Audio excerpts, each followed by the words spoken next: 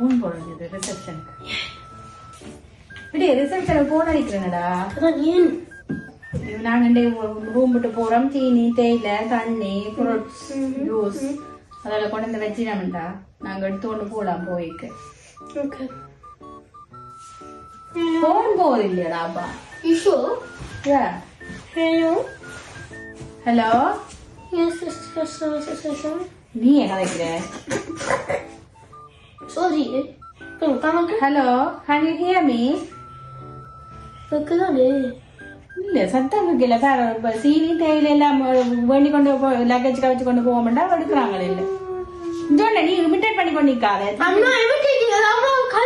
Service உதவியே இல்ல. 2-3 நாளைக்கு தேவையில்லை. இது தாங்க. இதாவது நோட்டீஸ் பண்ணிருக்கீங்களா?